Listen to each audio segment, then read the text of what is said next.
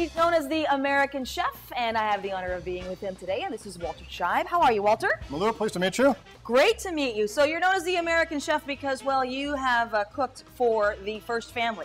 Actually, my business name is the American Chef. I'm actually the former White House chef for 11 years between 1994 and 2005. So that's 7 years of Bill Clinton and 4 years of W. Bush. Polarizing red state or polarizing blue state or something for everybody. Do you cook Republican food or Democrat food? Well, you know, it's curious. It really didn't delineate along political lines, but very much along gender lines. The first ladies pretty much drove the cuisine. They were very interesting, trying all different sort of ethnic takes and great eclectic food. Presidents, I think they would have been just as happy if we'd opened a TGI Fridays or a rib house down in the basement. Yeah. I'll take a cheeseburger, please. Basically. Yeah. So you said about how you got the job. How did you get the job? As I understand, I think 4,000 applicants for the position, and I was one of them. And one of 4,000 applicants? Yep. And out of that, about 20 of us got a chance to interview, and about 10 of us got a chance to actually audition or cook. So this is like American Idol before there was American Idol, winding our way up through it. At the end of the day, I was one of the last 10 that got to cook, and I got the job. And it's, you know, it's like asking your wife, why did you marry me instead of Bob or Tom or Bill? I never really asked the question why it was I got the job. I was just happy to have it. Well, you obviously know what you're doing then, Walter. Well, that's the hope. What's it like to cook for the First Family? You know, it really is neat. The real honor of the job was getting to know these two distinct and unique American first families, really as close as we're standing here. So you hear, see, or around and experience things that literally no one else in the world gets to see. Yeah. And this is a tremendous honor. So this also means that you probably have to try everything. You have to eat everything. Eat everything in front of the president. Well, the British family. It's like, let me just make sure this is good. Security is job one. I mean, everybody wants to go down in history. Nobody wants to go down in history having poisoned the president, unfortunately. Yeah, you're exactly right about that. Or give him like a little tummy ache. No, President Bush and Clinton both had very much guys' taste, if you will. They like beef. They like Southwestern flavors. They love barbecue. One being from Arkansas, one being from Texas. But really, they didn't get to celebrate that too much. You know, the first ladies usually dominated the house in that respect. So thank you for letting me, hang out with you in the kitchen today here at Green Hills Country Club. What are we going to make? We were talking about doing something just quick and easy and, something basic. We're going to call it Manchego Tamale Tart. And this is something we used to make for the Bushes. They love Southwestern and Texas flavors. We're going to make a little tart. It's sort of like a quiche, but not quite, because we would never tell the Texas president he's having quiche. We couldn't do that.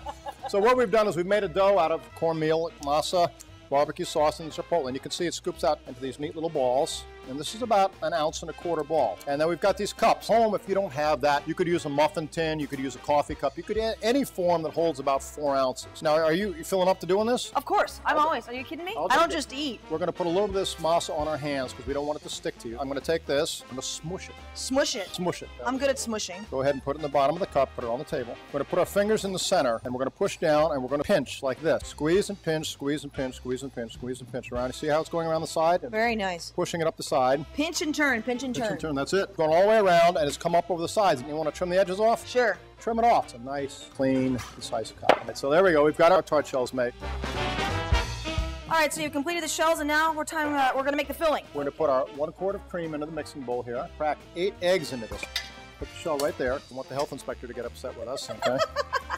4, 5, 6, 7, 8. We're going to put 4 more yolks in there just for richness. So crack it right in half.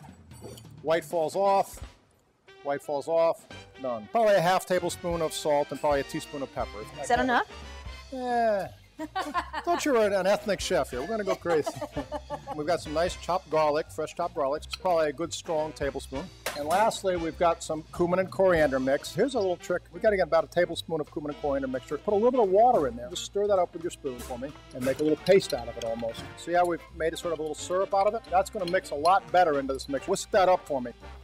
Oh, come on, come on. Come on. There we go. I see. All right. That's the batter. We've got Manchego cheese. 4 ladles full. Hold that all together for me. Fold. Turn it over on itself to get the mixture in the cheese. It's about 50% cheese and about 50% of the batter. Go ahead and fill each one of these tart shells up. A little bit of liquid, a little bit of cheese. Yeah, you want to cook it very slowly so it just set about 250 degrees, and it'll take about 20 minutes to cook. All right. There we go.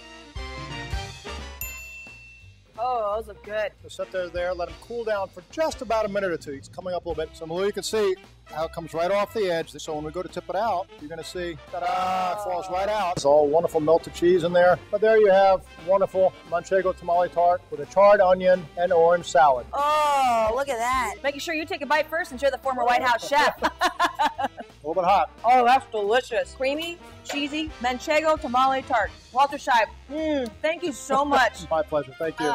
You can cook for me anytime. All good. All good. Thank you.